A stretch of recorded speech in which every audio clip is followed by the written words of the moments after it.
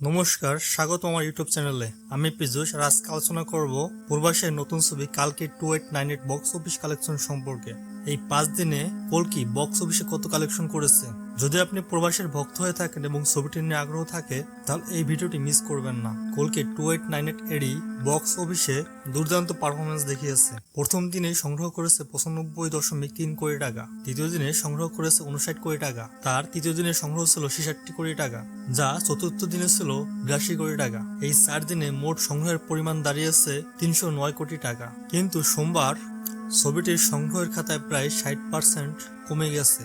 পঞ্চম দিনে মুভিটির সংগ্রহ ছিল মাত্র 34 কোটি টাকা। এই নিয়ে প্রথম 5 দিনে মুভিটি কালেকশন ছিল টোটাল 343 কোটি টাকা। কল্কি 2898 এর হিন্দি শোগুলো অনেক ভালো পারফরমেন্স করেছে। হিন্দি শোগুলো থেকে প্রথম দিনে 22 কোটি টাকা, দ্বিতীয় দিনে 23 কোটি টাকা, তৃতীয় দিনে ছিল 26 কোটি টাকা, চতুর্থ দিনে 40 কোটি এবং পঞ্চম দিনে 15 কোটি টাকা এসে দাঁড়ায়। হিন্দিতে মোট সংগ্রহ হয়েছে 128 কোটি টাকা। তবে বিশ্বব্যাপী বক্স অফিসে কল্কি 2898 এডি মুভিটি 4 দিনে 550 কোটি টাকা ব্যবসা করেছে।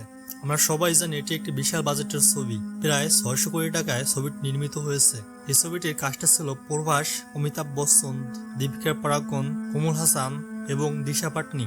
এছাড়াও মুভিটিতে বিশেষ ক্যামিও করেছেন বিজয় দেবরাকান্দা, দুলকার সালমান, মৃণাল ঠাকুর এবং আন্না বেন। অমিতাভ বচ্চন মুম্বাইয়ের একটি ইভেন্টে তার কাজের অভিজ্ঞতা শেয়ার করেছেন।